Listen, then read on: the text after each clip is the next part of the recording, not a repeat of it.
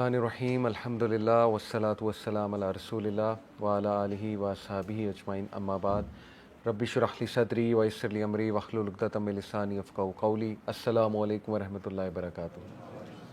جزاکم اللہ خیر. Thank you so مچ. آج کی کلاس میں انشاءاللہ ہم رسول اللہ صلی اللہ علیہ وسلم کی برتھ سے لے کے ان کا چائلڈہڈ ڈسکس کریں گے. لاسٹ کلاس میں میں نے رسول اللہ صلی اللہ علیہ وسلم کا شجرہ نسب ڈسکس کیا تھا اور وہ بہت ضروری ہے کہ آپ لوگوں کو پتہ ہو کہ ان کے آباء و اجداد کون تھے. مزے کی بات ہے، کل میں اپنے فادر ان لا کے ساتھ بیٹھا تھا، ان کا گاؤں کا بیک گراؤنڈ ہے، تو وہ اپنے آباء و اجداد کو بڑا یاد کر رہے تھے اور اپنے والد کو، اپنے دادا کو، اور وہ ایسی باتیں بتا رہے تھے کہ میرے والد ایسے تھے کہ میں نے ہمیشہ انہیں دوسروں کی مدد کرتے ہی دیکھا ہے. گاؤں میں چلتے چلتے چھڑی سائٹ پہ جو ہے وہ شاخ سائٹ پہ کر دی، کسی کا پانی کا مسئلہ بنا ہے تو اس کو جو ہے پانی دلوا دیا، یا یہ کہ کوئی واٹر ڈسپیوٹ چل رہا ہے، گاؤں میں ہوتے ہیں نا اس طرح ڈسپیوٹس، وہ حل کرا دیا وغیرہ وغیرہ. اور پھر اپنے دادا کی بڑی تعریف کر رہے تھے کہ مسجد کی صفائی کیا کرتے تھے وہ. تو اتنا نیچرل تھا ان کا بتانا، اتنا آرگینک تھا ان کی تعریف کرنا اپنے آباء و اجداد کی، اور اتنے آرگینک لوگ تھے وہ، یقین کریں گاؤں کے رہنے والے، کہ مجھے یاد آ رہا تھا کہ دیکھیں سبحان اللہ، ابھی پرسوں ہی ہم نے پڑھا کہ کتنی آرگینک زندگی تھی ان لوگوں کی، کتنے سمپل تھے، ایک دوسرے کی مدد کرتے تھے. تو رسول اللہ صلی اللہ علیہ وسلم کے بھی جو آباء و اجداد تھے، میں نے آپ کو ان میں بہت جو پرومیننٹ آباء و اجداد ہیں ان میں قصی کون تھے؟ قصی نے کیا کیا تھا؟ قصی واز دا ون جو پولیٹیکل پاور، دار الندوہ بھی قائم کیا اور پولیٹیکل پاور قریش کی واپس لے کر آئے مکہ میں. ٹھیک ہے، تو اس لیے Qusai was the star of the Quraysh. Hashim نے کیا کیا؟ اکنامک امپاورمنٹ قریش کی. ٹھیک ہے، ہاشم جو تھے یہ وہ تھے کہ جو سفر جنہوں نے کیا، رحلۃ الشتاء والصیف، one journey in the winter, one journey in the summer. Summer میں کہاں پہ؟ روم میں، اور ونٹر میں یمن. وہاں سے یہ ٹریڈنگ کر کے لاتے تھے، اور دیٹس ہاؤ ہی گریو مکہ. تو اس طرح کے آباء و اجداد ہیں رسول اللہ صلی اللہ علیہ وسلم کے، عام لوگ نہیں ہیں. ٹھیک ہے، تو اللہ نے ان کی جو لینیج ہے وہ بھی بہت نوبل پیدا کی تھی. تو اللہ نے ابرہہ کی فوج سے کعبہ کو تو بچایا، لیکن سمبولکلی دیکھا جائے تو اپنے نبی کو بھی حفاظت کی کہ اس پہ بھی کوئی آنچ نہیں آئے گی. تو ابرہہ کے بارے میں نے آپ کو بتایا تھا نا کہ جو جہنم کے پتھر تھے، ابابیل جو تھی وہ جہنم کے پتھر اٹھا کے لائے تھے اپنی چونچ میں، اور وہ پتھر ایسیڈک تھے. جب وہ گرے ان پہ تو ان کی باڈیز جو ہے ڈیزالو ہو گئیں، اور ابرہہ کا تو بہت ہی برا انجام ہوا، بہت ہی برا. اس کو ڈیزالو ہوتے باقاعدہ لوگوں نے دیکھا، بہت بری طرح وہ ڈیزالو ہوا. تو اینی وے، عبد المطلب کی میں بات کر رہا تھا، ہی واز ویری بریو. اور عبد المطلب نے جس طرح سے ابرہہ کو فیس کیا، جس طرح وہاں جمے رہے، دعا کرتے رہے کہ اللہ پروٹیکٹ کر کعبہ کو، اس سے بھی ثابت ہوتا ہے کہ قریش اللہ کو مانتے تھے. ٹھیک ہے، یہ بات بڑی امپورٹنٹ ہے. قرآن مجید کہتا ہے کہ اگر تم ان سے پوچھو کائنات کس نے بنائی ہے تو یہ کہیں گے اللہ نے. خالق کون ہے، رازق کون ہے، یہ فوراً کہیں گے اللہ. تو اللہ کو وہ مانتے تھے، لیکن ان کا شرک تھا کہ اللہ کے ساتھ شریک انہوں نے دوسرے ٹھہرا دیے. اور یہی آج کا ماڈرن شرک بھی یہی ہے، ظاہر ہے کہ کسی ولی یا کسی پیر کو وہ ایٹریبیوٹس دے دینا جو اللہ سبحانہ و تعالیٰ کے ایٹریبیوٹس ہیں. تو توحید جو ہے یہ آسان چیز نہیں ہے. ظاہر ہے توحید کا تقاضا تو پھر یہ ہے نا کہ اکثر میں یوتھ کو سمجھاتا ہوں کہ توحید یہ ہے کہ آپ کی دل کا جو سب سے پریشس کونا ہے، سب سے پریشس کونا، اس میں صرف اللہ ہے. یہ توحید ہے، اور کوئی نہیں ہے. دور دور تک اس میں کوئی نہیں ہے، نہ اس میں ماں باپ ہے، نہ اس میں کوئی نبی ہے، نہ اس میں کوئی ولی ہے، نہ اس میں کوئی خاتون ہے. اور اگر اس میں کوئی آ گیا تو یہ شرک ہے. اس لیے توحید کو انڈرسٹینڈ کریں، صرف اللہ ہے، فزیکلی نہیں. Physically Allah is over the عرش، جیسے اس کی شان کو لائق ہے. مراد اس سے کہ اللہ کی یاد، اللہ کی بڑائی، اللہ کی محبت رچی بسی ہوئی ہے اس کونے میں. تو خیر، رسول اللہ صلی اللہ علیہ وسلم کے آباء و اجداد، they were the most noble, most brave, courageous, اور بہت زبردست لینیج ہے. Point to ponder for you guys is کہ اگر آپ چاہتے ہیں 100 سال بعد آپ کی لینیج بھی اچھی ہو، کل کو آپ کے بچے نیک ہوں، ٹھیک ہے نا، سوچنا چاہیے آپ کو، ابھی آپ بڑے ہو گئے، تو you have to become the one جو اس چیز کو سیٹ کرے گا. ٹھیک ہے، اسی سے موٹیویشن لیں. ایک اور سملیرٹی آپ لوگوں نے پتہ نہیں نوٹس کی کہ نہیں، لاسٹ کلاس میں نے بتایا تھا کہ چلیں یہ بتائیں کہ حضرت اسماعیل اور حضرت عبداللہ میں کیا سملیرٹی ہے. یس، یہ میں چاہتا تھا لاسٹ کلاس سے آپ پک کریں.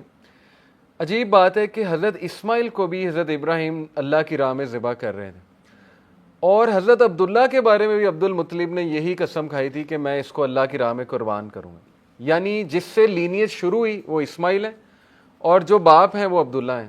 تو دونوں کا ہی سیم بیک گراؤنڈ ہے، یعنی اللہ تعالیٰ دونوں کو ہی اپنی راہ میں ایکسیپٹ کر رہے تھے، لیکن یہ کہ پھر دونوں کو سیو بھی کیا. ایک سے عید الاضحیٰ آئی، حضرت اسماعیل سے عید الاضحیٰ کا کانسیپٹ آیا، دوسرے سے بلڈ منی، 100 کیملز، قصاص. تو دیکھیں یہ اللہ کے پلانز ہیں، کچھ بھی کو انسیڈنس نہیں ہوتا. اللہ پہ ایسے ٹرسٹ کریں کہ میں کہتا ہوں کہ بس لوگ آپ کے ٹرسٹ کی داد دیں. اللہ تعالیٰ کبھی مسٹیک نہیں کرتا ہے. قرآن مجید میں اللہ کہتا ہے اللہ نیور ایڈز نیور فارگیٹس. اللہ تعالیٰ جو ڈیسائیڈ کرتا ہے نا، اور اللہ ایک بار کچھ ڈیسائیڈ کر لے تو پھر کچھ نہیں ہو سکتا، پھر کوئی کچھ نہیں کر سکتا. ٹھیک ہے، تو اللہ کو جانے، اللہ کو پہچانے. تو اینی وے شروع کرتے ہیں انشاءاللہ چائلڈہڈ کے حوالے سے، اور یہ کہ رسول اللہ صلی اللہ علیہ وسلم کی برتھ کے حوالے سے. ایک اور بات میں بتا دوں کہ سیرہ کی کلاس میں آنے کا مقصد پراپرلی آپ کا ڈیفائنڈ ہونا چاہیے. Why are you here. میرے خیال میں 3-4 مقاصد یہ ہیں کہ number 1 to build the love for رسول اللہ صلی اللہ علیہ وسلم. جتنا آپ ایک شخص کو جانتے ہیں اتنی محبت اس سے پیدا ہوتی. نمبر 2 ٹو سی کہ what a miracle it is کہ نبی صلی اللہ علیہ وسلم امی ہوتے ہوئے دیکھیں کس طرح قرآن مجید ان پہ اللہ نے ان کے قلب پہ نازل کیا، اور کس طرح اللہ کے نبی صلی اللہ علیہ وسلم became the greatest reformer ever. اور نمبر 3 یہ کہ آپ کو وہ واقعات پتہ ہوں کہ کل کو آپ اسلامی ہسٹری کو ڈیفینڈ کر سکیں، آپ نبی صلی اللہ علیہ وسلم کی شخصیت کو ڈیفینڈ کر سکیں. ٹھیک ہے، یہ 3-4 مقاصد. نمبر 4 یہ کہ ٹو سیک اسٹرینتھ. سیرہ ول گیو یو پرسپیکٹو، سیرہ ول گیو یو اسٹرینتھ. ٹھیک ہے، سیرہ سے اسٹرینتھ لیں کہ اللہ تعالیٰ سب سے زیادہ اپنے محبت جن سے کرتا ہے ان کو آزماتا ہے. یہ بات آپ یاد رکھیں. ٹھیک ہے، اور اللہ نے پتہ نہیں کس سے کیا کام لینا ہے. اور one of the greatest things to come from سیرہ از کہ دیکھیں کسی نے نہیں سوچا تھا کہ مکہ سے ایک ریفارمر اٹھ جائے گا. اس لیے میں اسٹوڈنٹس کو ہمیشہ یہ کہتا ہوں کہ یہ بہانے ہیں کہ میں فلانے اسکول کا نہیں پڑھا، میں فلانے انسٹیٹیوٹ کا نہیں پڑھا. اللہ تعالیٰ گاؤں سے ایک بندہ اٹھا دیتا ہے جو بہت بڑا ریفارمر بن جاتا ہے. آپ کو کیا پتہ ہے، یہ کوئی بیک گراؤنڈ نہیں، فلانا آکسفورڈ کا پڑھا ہوا ہے، فلانا ادھر کا پڑھا ہوا ہے. یہ ہمارے دنیاوی بنائے ہوئے اصول ہیں. آپ دیکھیں رسول اللہ صلی اللہ علیہ وسلم سمپلیسٹ آف لائف سے آئے اور he became the ruler, he became the prince. تو اس لیے no matter from where you are, جب اللہ نے آپ سے کوئی کام لینا ہے تو پھر لینا ہے، اللہ آپ کو تیار کرے گا اس کام کے لیے. ٹھیک ہے، یہ چند ایک چیزیں ہیں. اینی وے تو ایک پوائنٹ میں نے جیسے آپ کو بتایا کہ جاہلیہ عرب جو ہے وہ اللہ پر یقین رکھتے تھے، لیکن یہ کہ اللات اور الحبل یہ ان کے 2 مین آئیڈلز تھے. حبل جو ہے یہ عمر بن لوہائی لے کر آیا تھا سیریا سے، اور جو اللات ہے اس کی سٹوری میں آج آپ کو تھوڑی سی سناتا ہوں. اللات جو ہے بیسیکلی یہ بارلے بنایا کرتا تھا. اور یہ کون ہے اللات؟ اللات واز دا ون ہو گرائنڈس. ٹھیک ہے، یہ سوپ بنایا کرتا تھا پلگرمز کے لیے. کس زمانے میں؟ حضرت نوح کے زمانے کے بعد. تو اس کا مطلب کہ حضرت نوح کے زمانے کے بعد بھی یعنی پلگرمیج ہو رہا تھا، یعنی اٹ گوز وے بیک. تو اللات جو ہے یہ مکہ کے روڈ پر بیٹھا کرتا تھا and he would feed people on the road. جب وہ فوت ہوا تو لوگوں نے کہا اس کو کمیموریٹ کرتے ہیں. وہ پھر بات بڑھتے بڑھتے بت بن گیا اس کا، اور پھر بت پرستی شروع ہو گئی. ظاہر ہے نالج لاسٹ ہو گیا. اس دور میں کتابیں وغیرہ تو اتنی نہیں لکھی جاتی تھی، اور لوگوں نے اس کو شریک ٹھہرا دیا اللہ تعالیٰ کا. تو اللات ان کا ایک بہت بڑا فالس گاڈ بن گیا، یعنی قریش مکہ کا. اور حبل. اب ڈسکس تھوڑا سا ہم یہ کرتے ہیں کہ عربیہ ہی اللہ نے کیوں چوز کیا، رومنز کو کیوں نہیں چوز کیا، یا پرشینز میں سے کوئی نبی کیوں نہیں آیا، حالانکہ وہ سپر پاورز تھیں. ٹھیک ہے نا. سب سے پہلے تھوڑی سی میں ہسٹری آپ کو ریوزٹ کرا دوں. اچھا ہے آپ کو ذرا ہسٹری بھی پتہ ہونی چاہیے رومنز اور پرشینز کی. دیکھیں عربیہ جو ہے یہ مڈ میں ہے. ٹھیک ہے، اور عربیہ کے لیفٹ پہ چلے جائیں، ویسٹ میں چلے جائیں تو کیا ہے؟ میپ تھوڑا سا یاد ہے آپ کو؟ سعودی عربیہ کے اوپر کیا ہے؟ نارتھ پہ. ورلڈ میپ دیکھا کریں، بہت دیکھا کریں. نارتھ اوپر عراق. تھوڑا سا ادھر چلے جائیں نارتھ ایسٹ کی طرف تو پرشیا ہے، یعنی ایران. ٹھیک ہے. تھوڑا سا ادھر نارتھ ویسٹ کی طرف چلے جائیں تو شام ہے, شام کا علاقہ ہے, اردن, فلسطین, شام, آج کے یہ ماڈرن علاقے ہیں, ٹھیک ہے نا. اسی طرح میڈیٹیرین سی بیچ میں آ جاتا ہے, پتہ ہے آپ کو, میڈیٹیرین سی بیچ میں, میڈیٹیرین سی کے لیفٹ پہ کیا ہے, ٹرکی کا علاقہ, ٹھیک ہے نا, ٹرکی. اس سے نیچے آ جائیں تو افریقہ ہے. تو یہ جو بائزنٹائن امپائر تھا یہ اصل میں ٹرکی میں تھا. کانسٹینٹینوپول, سینٹ کانسٹنٹائن, یہ بہت بڑا بادشاہ تھا رومنس کا, اس نے یہاں پہ ایک سلطنت قائم کی تھی. بائزنٹائن امپائر یہ بن گیا حضرت عیسیٰ کے تقریباً 250 سال بعد, سینٹ کانسٹنٹائن نے, ٹھیک ہے. تو یہ دونوں آپس میں بہت دشمن تھے, بائزنٹائن اور سیسنڈ امپائر. سیسنڈ امپائر جو ہے یہ پرشین امپائر ہے. اس وقت دنیا کی 2 سپر پاورز یہی تھی. چائنیز تھے لیکن وہ کوئی اتنی خاص سپر پاور نہیں تھی. چائنیز آرام سے اپنی زندگی بسر کر رہے تھے, باقی اور ہندوز بھی تھے لیکن وہ بھی کوئی خاص سپر پاور نہیں تھی. ان 2 سے سارے ڈرتے تھے کہ رومن سے اور سیسنٹ سے پنگا نہ لو, لیکن ان کی آپس میں بہت وارز ہوتی تھی. انٹرسٹنگلی اب میں آپ کو بتاتا ہوں, میں نے جیسے کہا نا کوئی بھی چیز کو انسیڈنٹس نہیں ہوتی, اللہ تعالیٰ کا پرفیکٹ پلان ہوتا ہے. سورہ روم نازل ہوتی ہے 615 سن عیسوی میں, تقریباً 614 سن عیسوی میں کہہ لیں. اور سورہ روم میں اللہ تعالیٰ ایک پریڈکشن دیتے ہیں مسلمانوں کو. اگر آپ نے سورہ روم پڑھی ہے چیپٹر نمبر 30, اس میں آپ کو سنا بھی دیتا ہوں. سورہ روم کی فرسٹ 3-4 ورسز سنا دیتا ہوں. اعوذ باللہ من الشیطان الرجیم. الف لام میم غلبت الروم, the Byzantines have been defeated. اس ٹائم they were defeated. کیسے؟ I'll tell you. فی ادنى الارض وهم من بعد غلبهم سيغلبون, in the nearest land but they after their defeat will overcome within 3 to 9 years. فی بضع سنین للہ الامر من قبل ومن بعد, within 3 to 9 years they will emerge victorious. To Allah belongs the command before and after, and that day the believers will rejoice. یہ صورت نازل ہوتی ہے 614 سن عیسوی میں, یعنی 615, 5 سال بعد رسول اللہ کے نبی بننے کے بعد. اور انہی دنوں میں ہجرت حبشہ بھی ہو رہی ہے, ٹھیک ہے نا, ایبیسینیا میں مائگریشن بھی ہو رہی ہے. اور ان دنوں کیا چل رہا ہے بائزنٹائنز اور ان کے درمیان, میں تھوڑی سی آپ کو ہسٹری ریوزٹ کراتا ہوں. فوکس ایک ایمپرر تھا, PHOCUS, فوکس, اس کو مورس نے ریپلیس کیا, رومن ایمپرر بن گیا مورس یوسرپر. یہ بڑا عام تھا ان دنوں میں کہ پچھلے ایمپرر کو سازشیں کرا کے قتل کرایا اور خود ایمپرر بن گئے.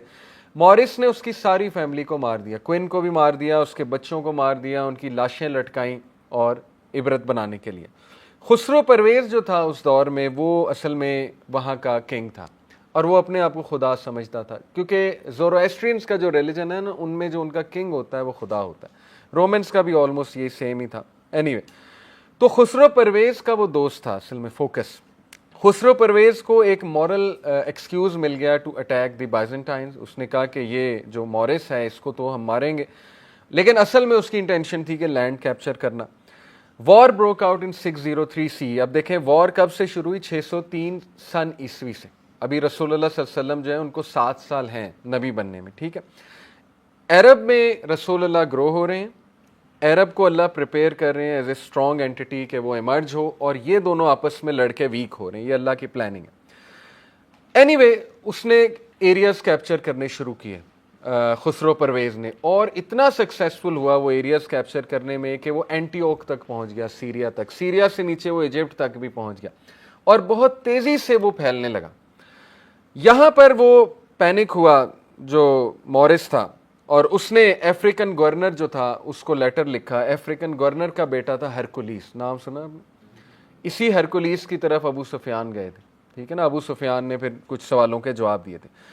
ہرکولیس خیر بڑا واریر تھا, بڑا بہادر تھا. وہ کانسٹینٹینوپول گیا with a very strong flat, اور یہ 610 سن عیسوی کی بات ہے. خسرو خیر وار کو کنٹینیو کرتا گیا, اور عجیب بات یہ ہے کہ کرسچنز نے اور جوز نے خسرو کا ساتھ دیا, کیونکہ یہ جو چیلسیڈونین کرسچنز تھے ہرکولیس والے, یہ بہت شفاق قسم کے کرسچنز تھے, اور یہ قتل و غارت کرتے تھے ہر اس کرسچن کی جو ان سے ڈس ایگری کرتا تھا, سچ ایز نیسٹورینز اینڈ جیکوبینز. یہ 2 فرقے تھے کرسچنز کے اس ٹائم پہ. تو جیوز کو تو ویسے ہی آپ کو پتہ ہے کہ ڈھونڈ کے لوگ مارتے تھے, کیونکہ جوز ان کے نزدیک تو اللہ معاف کرے حضرت عیسیٰ کے قاتل ہیں، حالانکہ ہمارا عقیدہ نہیں، حضرت عیسیٰ کو تو اللہ نے اس سے پہلے یہ چھوتے غلیظ لوگ، حضرت عیسیٰ کو اللہ نے ویسے ہی اٹھا لیا. تو نیسٹورین، جیکوبینز اور جوز نے بھی ان کو جوائن کیا، خسرو پرویز کو، یہاں تک کہ 26,000 جوز خسرو پرویز کی فوج میں تھے، 26,000 جوز.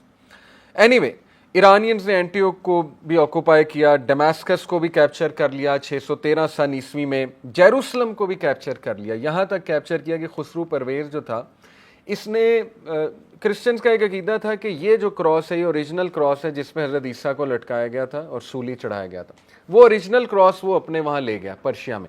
اور پھر اس نے لیٹر لکھا اس کو جو یہ ہے ایمپرر مورس، اس نے کہا from Khosrow the greatest of all gods, تکبر دیکھیں، the master of the whole world, to Hercules کو سوری لیٹر لکھا، his most wretched and most stupid servant, Hercules کو کہا کہ تم بہت اسٹوپڈ سرونٹ ہو میرے، you say that you have trust in your lord, why didn't then your lord save Jerusalem from me, یعنی اس کا تکبر کس لیول کا تھا، اس نے لیٹر لکھا. Any way within a year after this victory, the Iranian armies overran Jordan, Palestine and the whole of Sinai Peninsula and reached the frontiers of Egypt. Egypt تک پہنچ گئے، ایجپٹ کو بھی کانکر کر لیا. اب یہ ایسا موقع تھا کہ کوئی سوچ بھی نہیں سکتا تھا، یعنی یہ 613 سن عیسوی 614 سن عیسوی کی بات ہے، کوئی یہ سوچ بھی نہیں سکتا تھا کہ مسلمانوں کو، اللہ نے کہا نا کہ Muslims will also rejoice. Muslims کیوں ریجوائس کریں گے بھائی ان کی وکٹری پہ؟ کیونکہ مسلمانوں کو بھی ایک وکٹری ملنے والی ہے 9 سے 10 سال میں، اور سیم اس سال ملنے والی ہے جس سال یہ رومنز ڈیفیٹ کریں گے پرشینز کو. اینی وے وہ ڈیفیٹ کیا تھی، میں آئی ول کم ٹو اٹ. اسی دوران مائگریشن ٹو ایبیسینیا ہوتا ہے اور مشرکین بڑے خوش تھے، مشرکین مکہ وہ اس لیے خوش تھے، وہ کہتے تھے کہ دیکھو مسلمانوں میں اور رومنز کرسچینٹی میں تھوڑا سا ہے سملیرٹی، یہ بھی حضرت مریم کو مانتے ہیں وہ بھی مانتے ہیں، یہ بھی حضرت عیسیٰ کو مانتے ہیں وہ بھی مانتے ہیں. تو جو کتابی لوگ ہیں جن پر کتابیں آ رہی وہ مار کھا رہے ہیں، اور جو آئیڈل ورشپرز ہیں، کیونکہ زورواسٹرنز بھی آ جا کے فائر ورشپر، وہ پھر پیگن ورشپ ہی ہے، وہ کہتے تھے وہ فتح پا رہے ہیں. تو ان کا یہ خیال تھا کہ ہم چھا جائیں گے، کیونکہ ایک طرف سے زورواسٹرنز چھا رہے ہیں رومنز پہ، تو ہم بھی چھا جائیں گے، ہم بھی غلبہ پا جائیں گے. That is when Allah said کہ نہیں، رومنز وکٹوریس ہوں گے اور مسلمانوں کو بھی کوئی وکٹری ملے گی 9 سے 10 سال کے دوران. اینی وے 624 سن عیسوی میں یو وانٹ بلیو کہ ہرکولیس تمام ان علاقوں کو دوبارہ ریکیپچر کر لیتا ہے. یعنی اٹ از انبلیویبل کہ ہرکولیس کے پاس اتنی فوج بھی نہیں ہے، اتنی آرمی بھی نہیں ہے، اور وہ اتنا تگڑا ہے خسرو پرویز، لیکن وہ سب پہ حاوی ہو جاتا ہے، اپنے سارے علاقے ریکیپچر کر لیتا ہے، جیروسلم ریکیپچر کر لیتا ہے، اور 624 سن عیسوی کو ہی مسلمانوں کو بیٹل آف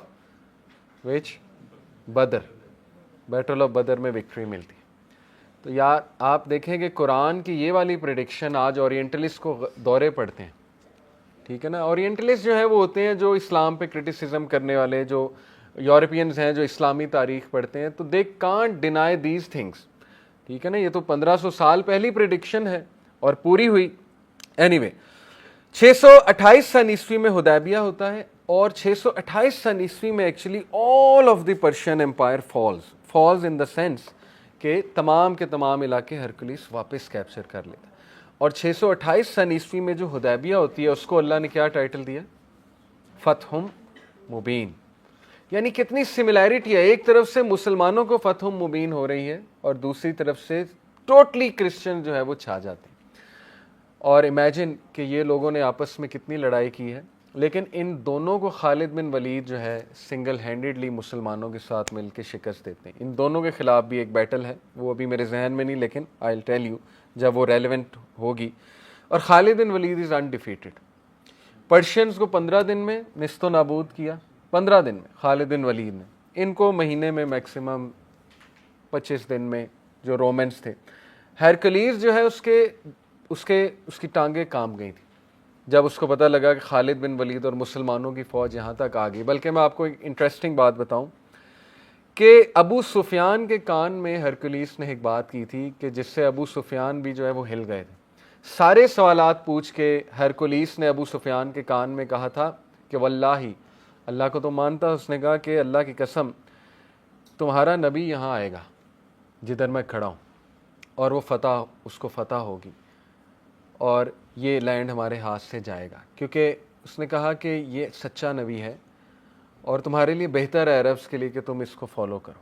اور اس کے بعد تاریخ کی کتابوں میں آتا ہے، پتہ نہیں کتنا اوتھینٹک ہے لیکن یہ کہ میں نے پڑھا ہے، تاریخ کی کتابوں میں آتا ہے کہ ہرکلیس نے ایک کمیٹی بلائی اور اس نے کہا کہ یہ نبی سچا ہے لیکن ماننا ہے کہ نہیں ماننا ہے، تو وہ کمیٹی اس کے خلاف ہو گئی۔ کرسچن ظاہر آپ کو پتہ ہے بہت زیادہ اس ٹائم پہ پریجوڈیس تھے، سوال ہی نہیں پیدا ہوتا۔ محمد صلی اللہ علیہ وسلم کو ماننے کا مطلب ہے کرسچینٹی کولیپس، ان کی kingship collapse, Constantinople cross collapse, everything collapses, church pope سارا نظام گیا، ان کا سوال ہی نہیں پیدا ہوتا۔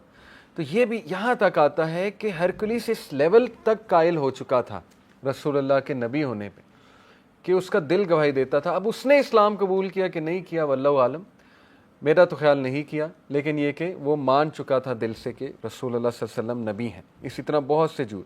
تو یہ ہے بیک گراؤنڈ، ٹھیک ہے، کہ رومنز اور جو ہے یہ سیسنڈ امپائر، ان کی آپس میں لڑائی ہو رہی تھی۔ اب بیچ میں اللہ تعالیٰ نے عربیہ رکھا ہوا ہے۔ عربیہ کے اوپر چلے جائیں تو سیسنڈ امپائر ہے، تھوڑا سا لیفٹ پہ آ جائیں تو بائزنٹائن امپائر ہے، اور دونوں کو اللہ تعالیٰ نے عرب سے ہی شکست دینی تھی۔ اور یہ اللہ تعالیٰ کی پاور شو کرتا ہے کہ اس امپائر، آپ کو پتہ ہے کہ پرشینز ہنستے تھے اور رومنز ہنستے تھے عربس میں، کیونکہ عربس کی کوئی یونیفائڈ گورنمنٹ ہی نہیں تھی آج تک، عربس کا لیڈر ہی کوئی نہیں تھا آج تک یونیفائڈ۔ تو وہ کہتے تھے کہ یہ کل کے بچے ہمیں مارنے آئے ہیں۔ جب خالد بن ولید کی افواج وہاں گئیں پرشا میں تو وہ ہنس رہے تھے، کہہ رہے تھے یہ کل کے بچے آ گئے ہم سے فائٹ کرنے، لیکن تاریخ اس بات کی گواہ ہے کہ کس طرح سے انہیں شکست ہوئی۔ اینیوے، تو پہلی تو حکمت یہ پتہ لگتی ہے دیکھیں اللہ کے پلان میں کہ عربیہ چونکہ بیچ میں ہے اور اس کے سائڈز پر یہ دو سپر پاورز بیٹھی ہیں، تو اللہ تعالیٰ نے عربیہ سے وکٹریز کروانی تھی۔ عربس کی اپنی کوئی یونیک سویلائزیشن نہیں تھی، کوئی یونیک تہذیب نہیں تھی، ٹھیک ہے نا۔ ادروائز کیا ہوتا کہ لوگوں کے پاس ایک بہانہ آ جاتا آج کے اورینٹلسٹ کے پاس کہ یہ کیا بڑی بات ہے کہ عربز نے اتنی ترقی کر لی، عرب سینٹر آف سویلائزیشن بن گئے۔ اگر عربز کا کوئی کنیکشن ہوتا رومن سے یا پرشین سے، سمجھ رہے نا آپ اس پوائنٹ کو، یہ بالکل اسی طرح ہے کہ میں آپ کو کہوں کہ لاہور سے کوئی سائنٹسٹ کھڑے ہو گئے، آپ مان لیں گے، لیکن اگر میں کسی اور علاقے کا نام لوں گا، چھوٹے علاقے کا، آپ کے لیے مشکل ہوگا ہضم کرنا۔ تو Arabs went on to form such an awesome civilization۔ Baghdad, بیت الحکمہ، یہ آپ کو ہسٹری پتہ ہونی چاہیے، تھوڑی سی ریوزٹ بھی کرا دیتا ہوں۔ یاد رکھیں کہ حضرت علی رضی اللہ عنہ کے بعد امیدز came into power۔ امیدز کے 90 ایئر کی حکومت ہے امیدز کی، ٹھیک ہے، 661 سی ای سے لے کے 751 سی ای تک، 751 سن عیسوی تک امیدز پاور میں رہتے ہیں۔ امیدز کے جو پہلے خلیفہ ہیں وہ امیر معاویہ ہیں رضی اللہ تعالیٰ عنہ، اور ان کے جو آخری ہیں وہ وہ ہیں مروان 3 کہتے ہیں انہیں۔ ویسے امیر معاویہ کے بعد پھر وہ یزید آ گیا، پھر اس کے بعد مروان بن حکم آ گئے، پھر عبد الملک بن مروان آ گئے، پھر ولید بن عبد الملک آ گئے، ٹھیک ہے نا، پھر سلیمان آ گئے، پھر ایک زبردست کیلف آئے، 5th رائٹس کیلف جنہیں کہتے ہیں، کوئی بتائے گا نام؟ عمر بن عبد العزیز۔ عباسد صرف ان کی عزت کرتے تھے، عمر بن عبد العزیز کی بہت آپس میں دشمنی تھی۔ عباسد جو ہے نا یہ بنو عباس سے ہیں۔ تو اینیوے، عباسد جو ہے یہ 751 سی میں آئے۔ امیدز نے اصل میں اسلامک امپائر کو ایکسپینڈ کیا، یہ بات یاد رکھیں۔ ولید بن عبد الملک جو 705 سے لے کے تقریباً 715 تک خلیفہ رہا، 10 سال تقریباً۔ ولید بن عبد الملک کے دور میں اسپین فتح ہوا، طارق بن زیاد 711 سن عیسوی میں اسپین کو فتح کرتے ہیں، اور 712 سن عیسوی میں محمد بن قاسم جو ہے وہ ملتان تک، سندھ تک پہنچ جاتے ہیں، ٹھیک ہے، یہ ہم نے پڑھا ہے تاریخ کی کتابوں میں۔ محمد بن قاسم جو ہے وہ نیفیو ہیں حجاج بن یوسف کے۔ حجاج واز اے ویری ویری سفاک آپ کہہ لیں کمانڈر تھا، جس نے بہت مظالم کیے، اس لیول کے مظالم کیے کہ عبداللہ بن زبیر کو بہت بے دردی کے ساتھ شہید کیا۔ عبداللہ بن زبیر کون ہے؟ حضرت ابو بکر کے نواسے، حضرت اسماء بنت ابی بکر کے بیٹے۔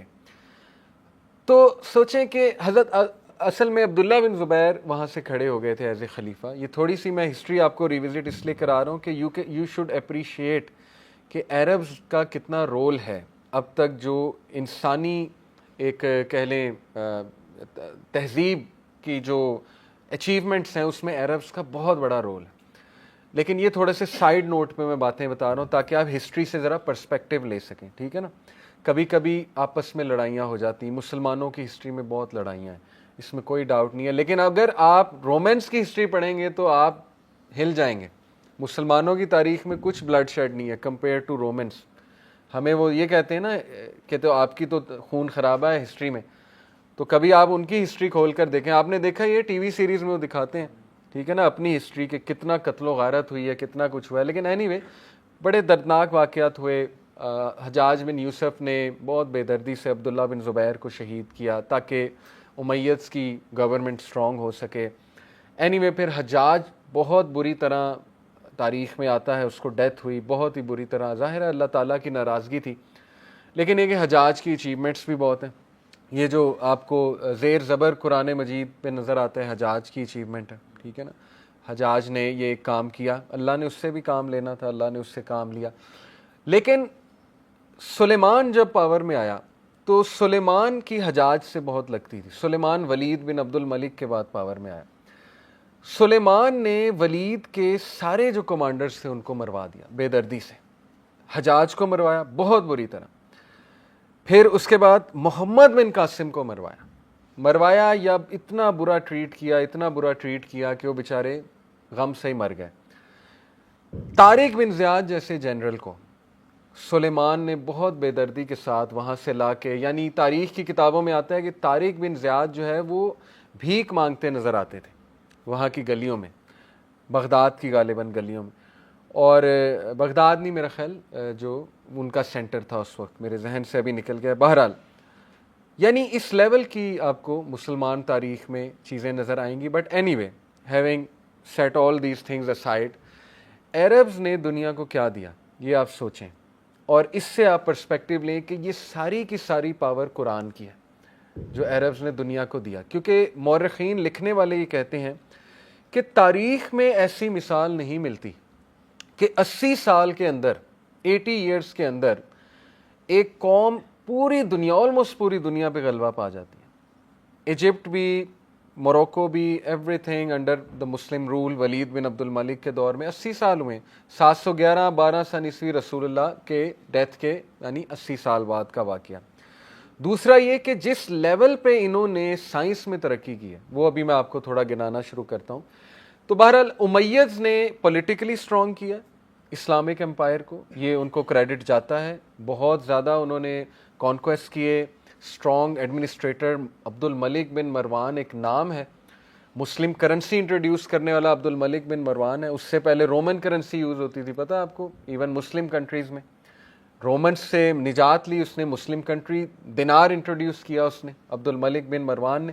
عبد الملک بن مروان نے ڈوم آف دا راک بنوایا مسجد اقصیٰ کا. عبد الملک بن مروان نے سڑکیں پکی کرائیں حج تک جو آتی ہیں. عبد الملک بن مروان نے کعبہ کو ایکسپینڈ کیا, مسجد اقصیٰ کو اس نے ایڈون کیا, سجایا. بہت سی بلڈنگز اس نے بنائی, بہت بڑا آرکیٹیکٹ تھا عبد الملک بن مروان. اور اس کے بعد ولید جو ہے اس نے کانکویسٹ جاری کیے, فار لینڈز تک کانکویسٹ جاری کیے. اینی وے اس کے بعد 700 تقریباً 55 سے لے کے 751 میں امیدز کا ڈاؤن فال آ جاتا ہے. لیکن یہ کہ عباسدز آ جاتے ہیں تقریباً 755 میں, دے کیم انٹو پاور. عباسدز میں بہت سے خلفاء گزرے ہیں, ٹو نیم سم. مامون الرشید کا نام سنا, ہارون الرشید, مامون الرشید, منصور, ٹھیک ہے نا, یہ فیمس نام آپ نے سنے گے.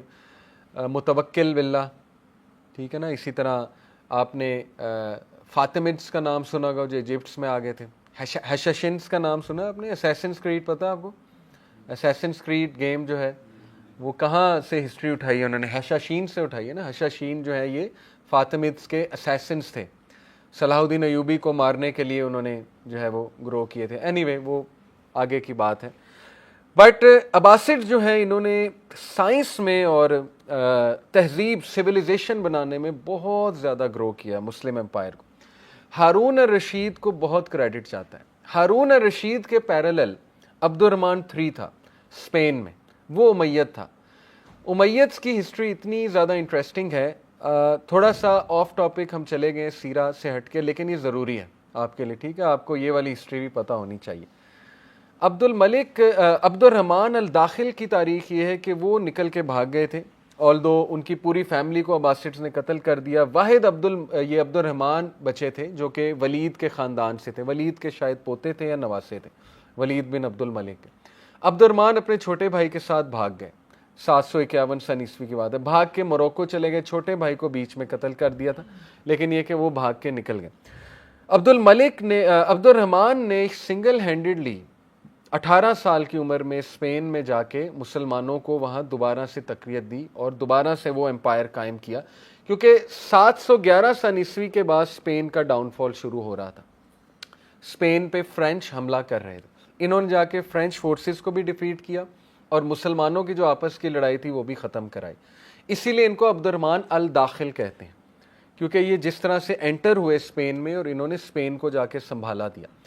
खैर, इनकी औलाद अब्दुर्रहमान 2 और फिर उनकी औलाद अब्दुर्रहमान 3। तो हारून रशीद के टाइम पे अब्दुर्रहमान 3 जो थे वो वहाँ स्पेन में उमैयद्स के किंग थे। थोड़ा सा ना तकसीम हो गई सल्तनत, स्पेन में उमैयद डायनेस्टी कायम थी और बाकी सारी मुस्लिम कंट्रीज़ में अब्बासिड्स थे।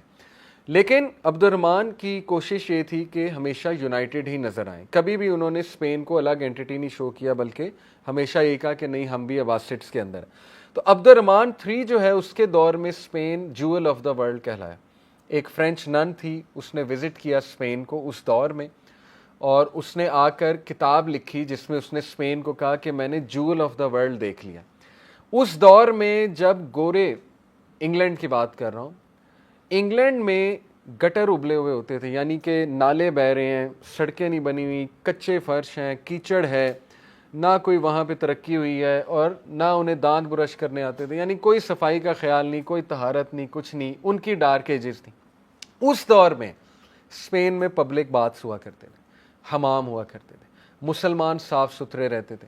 उस दौर में पूरी स्पेन की गलियां पक्की सड़कों की थी और लैंटर्न और लाइट्स जो है वो चलाई होती थी, यानी दिए चलाए होते थे। और इसीलिए उस औरत ने, जब फ्रेंच नन ने देखा, उसने कहा ये तो ज्यूल ऑफ द वर्ल्ड है। और फिर कसरे ज़हरा की तो क्या ही बात है, आज भी आप कोई डॉक्यूमेंट्री देखें, एक डॉक्यूमेंट्री मैं आपको रिकमेंड भी कर देता हूँ, उसका नाम है when the Moore's ruled Spain. Moore's जो हैं ये अरब्स को कहते हैं, Europeans. When the Moore's ruled Spain, आप उसमें कसरे ज़हरा देखें। कसरे ज़हरा जो है ये अब्दुर्रहमान 3 का पैलेस था, मदीना तो ज़हरा उसकी सिटी थी और कसरे ज़हरा उसका पैलेस था।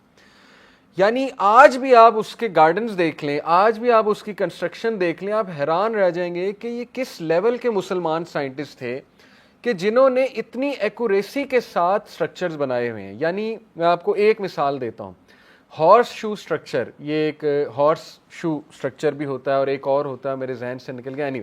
एक वो आर्क टाइप स्ट्रक्चर होता है, जैसे आपने बहरिया की मॉस्क कभी विजिट किया ना, तो उसमें वो कॉरिडोर बनाया हुआ है, तो उसमें यूं आर्क्स बनाए हैं। इस डॉक्यूमेंट्री में आप देखेंगे कि एक औरत जो है वो इंजीनियर्स को ले जाती है और उन्हें कहती है कि ये जो आर्क्स हैं ये इस लेवल के प्रिसाइज हैं कि इनमें मेजरमेंट में, तमाम आर्क्स में ये जो बने हुए हैं, 1 सेंटीमीटर का भी फ़र्क नहीं है। पता नहीं कौन से इंस्ट्रूमेंट थे उनके पास, कौन सी जहानत थी, कौन सी मैथमेटिक्स उन्होंने लड़ाई थी कि इस लेवल की एक्यूरेसी से उन्होंने वो स्ट्रक्चर्स बनाए हुए। तो खैर, ये था मुसलमानों का उस वक्त का हाल। और स्पेन में एक सिटी थी टोलेडो। ये शख्स जो था ना अब्दुर्रहमान 3, ये बहुत ज़्यादा पोइट्री का शौकीन था और बहुत ज़्यादा इसको किताबों का और ये सारी चीज़ों का शौक़ था। इसने टोलेडो में मुसलमानों की एक बहुत बड़ी लाइब्रेरी थी जिसमें तकरीबन 10,000 के करीब किताबें थी, कुछ रवायतों में तो लाखों में नंबर आता है। तो खैर, टोलेडो में जो लाइब्रेरी थी वहाँ ग्रीक्स की किताबें ट्रांसलेट होती थी और ट्रांसलेट होकर जाती थी इंग्लैंड। गोरे आते थे पढ़ने के लिए टोलेडो सिटी में, और गोरों को क्रिश्चियंस आने नहीं देते थे, पढ़ने से रोकते थे। जो पादरी थे उनके, वो छुप छुप के आते थे। इसके पैरेलल बगदाद में अगर आप आ जाएं, स्पेन की तो बात है ना, बगदाद में आ जाएं तो वहाँ एक यूनिवर्सिटी थी, Betul हिकमा, house of wisdom university थी। गज़ाली वहाँ के ग्रेजुएट हैं, इमाम गज़ाली। इब्न सीना वहाँ के ग्रेजुएट हैं, अल ख्वारिज़मी वहाँ के ग्रेजुएट हैं, ابن جو ہے یہ جابر ابن حیان وہاں کے گریجویٹ ہیں.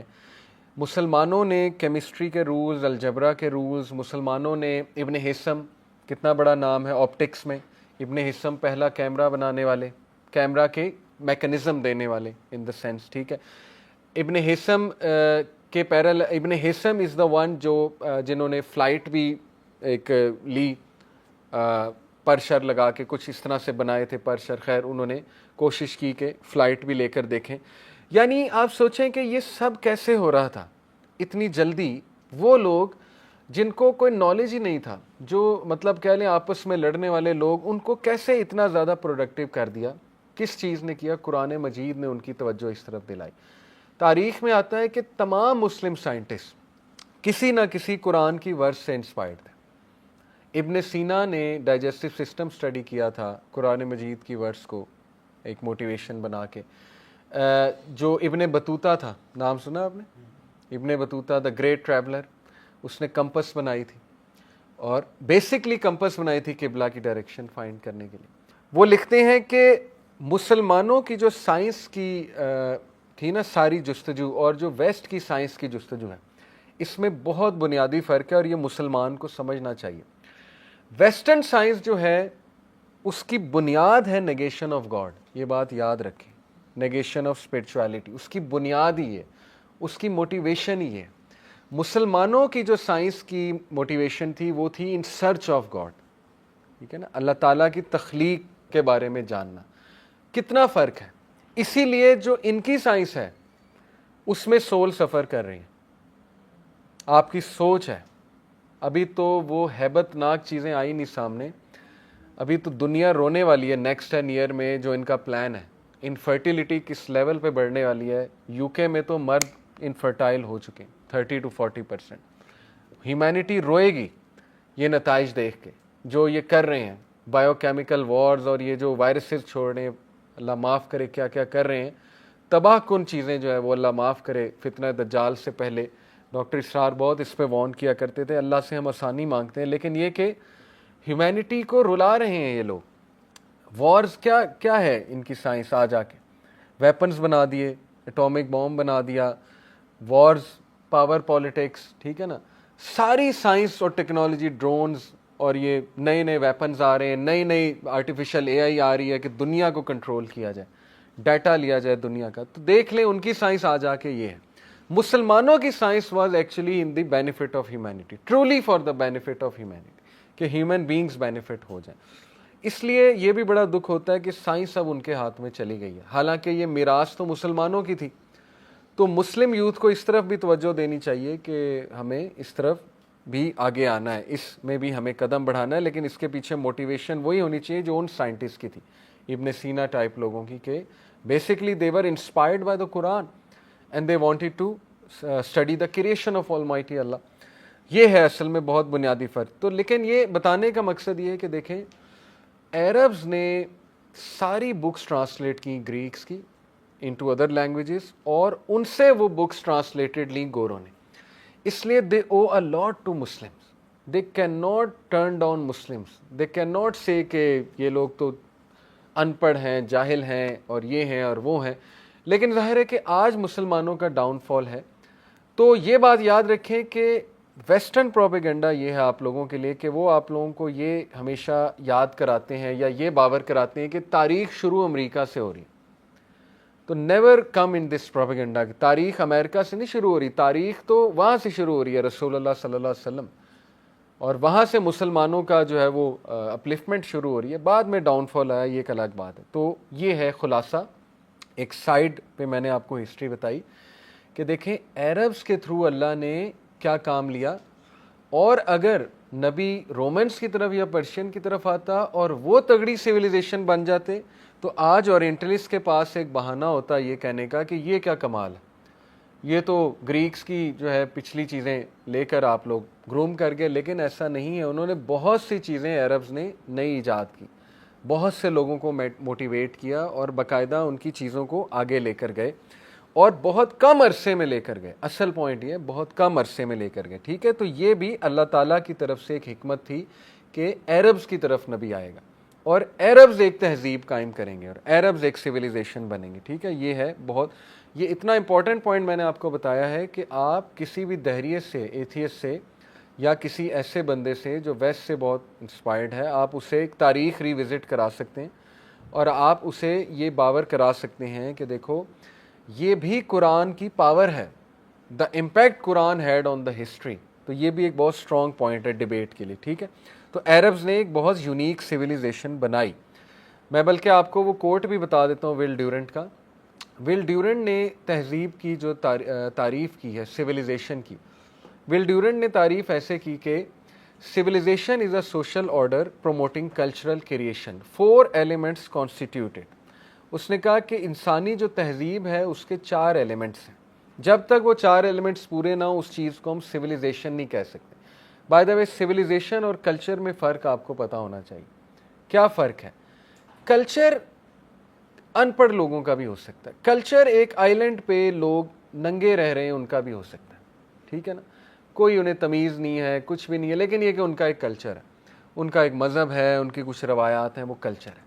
سویلائزیشن تھوڑا سا سیکوینشل کلچر ہوتا ہے, تھوڑا سا آپ کہہ لیں کہ ایک تمیز دارانہ کلچر. سویلائزیشن میں آپ کو بلڈنگز نظر آتی ہیں, آپ کو لینگویج نظر آتی ہے اس جگہ کی, آپ کو وہ سویلائزیشن دوسروں پہ حاوی ہوتی نظر آتی ہے. یعنی سویلائزیشن میں تھوڑا آپ کہہ لیں کہ ترقی کا ایلیمنٹ آ جاتا ہے. تو سویلائزیشن کے 4 ایلیمنٹس ول ڈیورنٹ کہتا ہے کہ ہیں. Number 1 political organization.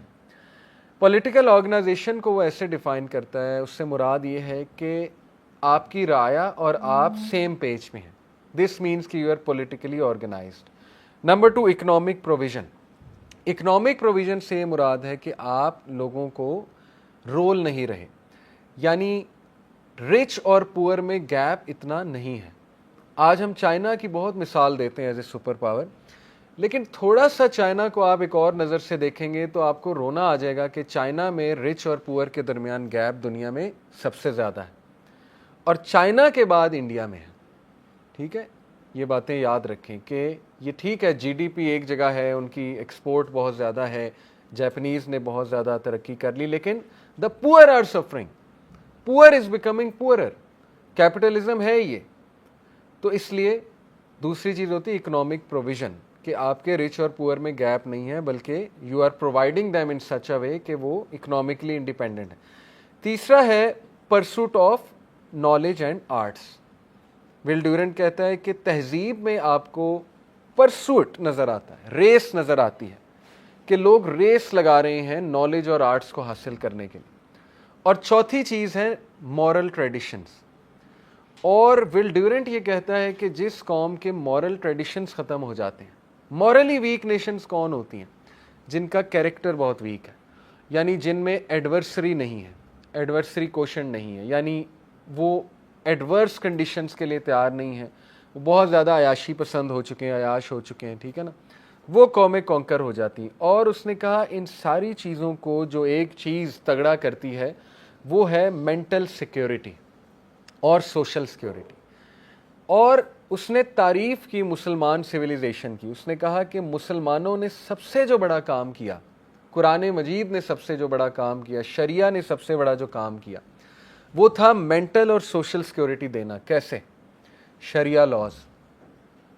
آپ دیکھیں شریعہ لاز ایسے ہیں کہ حضرت عمر بن عبد العزیز کے دور میں آتا ہے, اور حضرت عمر کے دور کے بارے میں بھی آتا ہے, کہ کوئی بھی عورت رات کو بھی نکل جاتی تھی نا تو اور زیور پہن کے نکل جاتی, تو مجال ہے کہ کوئی شخص اس کی طرف گندی آنکھ اٹھا کے دیکھ لیتا.